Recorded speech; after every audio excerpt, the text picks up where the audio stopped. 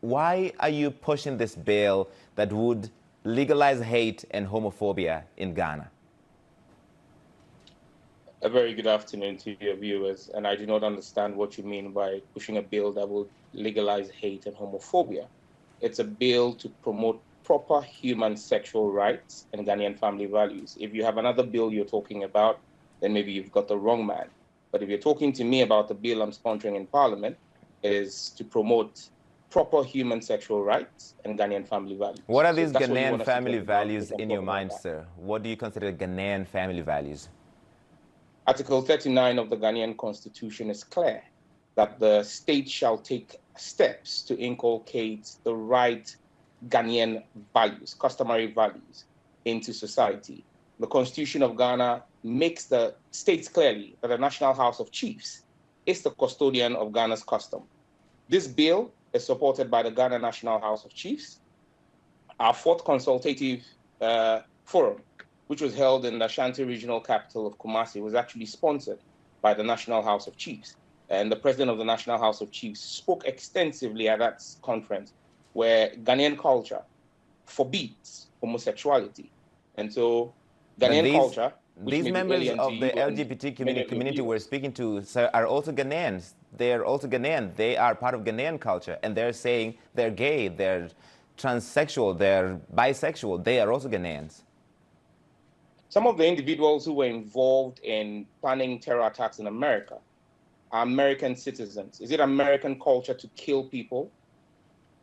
That's a false, that's not the same comparison. But what I want to focus on here is... It's not the same comparison. You are telling me that because we have people who are carrying out an activity that is illegal per our laws already, and our culture frowns on it because they are found in our jurisdiction, that is our culture. There were many things that were illegal that are unjust. Innocent children and teachers? Honorable MP, there are many things that were illegal, that were unjust, and those laws were changed because they are unjust.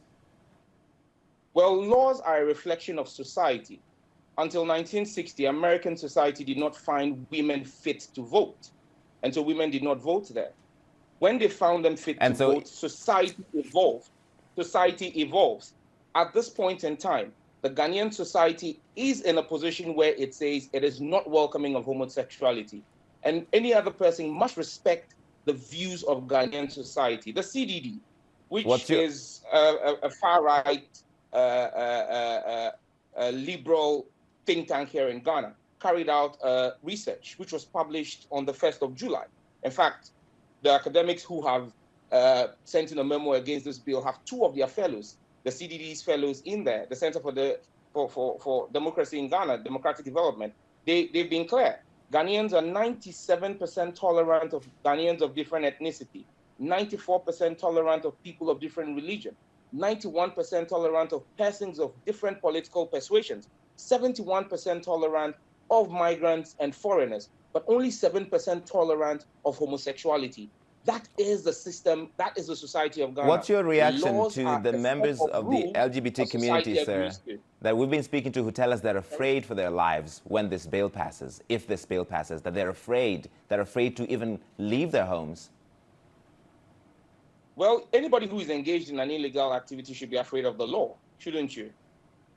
Then there will be no essence of law. But let's be clear about this.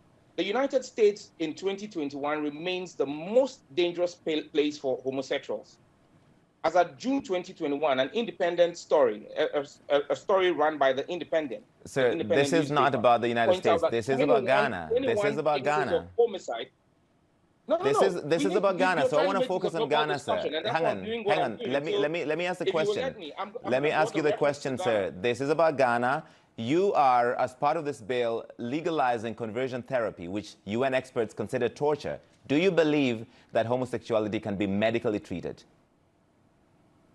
Well, tell me how individuals who are born men and decide to become women. That's not an answer. Do you believe that people can be cured of homosexuality by some sort of treatment? I apologize. We appear to have lost the MP, Sam George. The connection is not that great. If we can reestablish that, we'll try and come back to him. And before we lost you, we were talking about conversion therapy, which is considered torture, and your bill would legalize that. Do you want to torture people in the name of curing homosexuality? I was making the point that the individuals who decide to become transgender, who decide to change their sex from male to female, apart from undergoing surgery, also engage in hormonal treatment. Is that torture?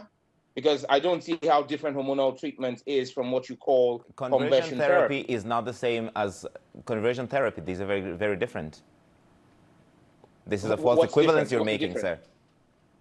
No, what's the difference? I would need for you to I am not a medical expert, but it's been by UN experts who look into this have considered conversion therapy as torture. Expert, Larry, if you're not a medical expert, and I'm saying to you that we've spoken to the experts here in Ghana, and there is nothing different because conversion therapy is a hormonal treatment. And I'm saying to you that when individuals choose on their own volition to change their sex, they undergo hormonal treatment. Men go and take estrogen shots to be able to develop female features. And that's the same thing. That is not the same thing. That is not the same thing. But I want to move away from that because you talked about the United States. You talked about the United States. This American organization held a conference in Accra in 2019. And shortly after, you introduced a bill with the same language, including family values. So you're influenced by a right-wing organization, which is considered one of the most hateful organizations exporting hate around the world. Is that correct? It can't be farther away from the truth. Larry, I was never, myself and none of the 7 other colleagues of mine was at this conference. In fact, this conference came to my notice after the CNN's David Mackenzie asked me about it. I have had absolutely no contact with the World Council of Families. You describe them in the way in which you want to describe them. But we also have groups from the United States that are supporting LGBTQ rights, which is illegal in Ghana as we speak right now. Section 104 of our Criminal Offences Act makes it criminal. They're already trying to also influence Ghanaian stuff. This bill is in direct response. You say there was a conference here in 2019, a conference I'm unaware about. However, this bill is in, and I made a statement on the floor of the House in February, and my statement was clear. It was in response to the opening of an LGBTQ plus advocacy office in Ghana in January. That was supported by members of the diplomatic corps. So you want to make it difficult for anybody to live an open, free life because of who they love in Ghana, and you want them to go to jail for 10 years. You're happy with that? Well, you haven't read my bill. It's a misinformation to say that anybody who's found guilty of a homosexual have to go to jail for 10 years. That's a misconception you're peddling, and you should not do that. They can go to jail up to 10 years. This is just one of the many penalties that is in the bill, sir, that you're encouraging Ghanaians to report anybody who is suspected of being LGBTQ. Is that correct? Larry, I would advise that you put a job at what you're doing, okay? If you want to put a spin on a bill, right? This is my bill that I've passed before Parliament. I'm going to read to you Section 6.3 of the bill, or Clause 6.3 of the bill, or 6.2 of the bill. A person who commits an offense under paragraphs A, B, C, D, E, F, G of subsection 1, which is the section that lists all the offenses, commits a second-degree felony and is liable on summary conviction to a fine of not less than 750 penalty units and not more than 5,000 penalty units, or to a term of imprisonment not less than 3 years or not more than 5 years, or both. So when you talk about 10 years imprisonment for persons engaged in homosexual activities, you are misleading the world, and that's unfortunate. All right, so you think, okay, 10 years is too much, but 5 years is perfectly fine for somebody who's gay in Ghana to go to jail. Well, that is the punishment for a second-degree felony in Ghana. And the activity of homosexuality is a second-degree felony. Honorable George, are you just a hateful person who does not want people who are different from you to have a life in Ghana? That is a defeatist approach to ask me a question, a defeatist line of questioning, that I'm a hateful person. If I'm a hateful person, we will not be protecting the rights of persons with LGBTQ and saying that you should not, they have a right. They have a right to a fair trial before the competent court of jurisdiction. Section 22 of our bill prohibits extrajudicial treatment, and you're not highlighting that part. That part is the prohibition of extrajudicial treatment. A person commits a misdemeanor if that person verbally or physically abuses, assaults, or harasses a person A, accused of an offense under this act or suffering from any gender or sexual identity. A person who commits a misdemeanor under Section 1 is liable to a fine of not less than 500 penalty unit or not more than 1,000 penalty unit, or a term of imprisonment not less than 6 months and more than 3 years. So you're cherry-picking what seems So like a positive angle of a larger bail that would make it difficult. Honorable George, let me ask a question here. You're cherry-picking a part of the bail that, a much wider bail that would make it difficult for people who are LGBTQ in Ghana to live. What would you do, sir, if your son or daughter was gay? Well, thankfully, I have 2 sons and a daughter, and none of them is gay. That's not the answer. What would you do if one of them was gay? You're asking me to go into the world of abstracts. I'm a lawmaker. I deal with specifics. I deal with specific stuff. I don't deal in abstract.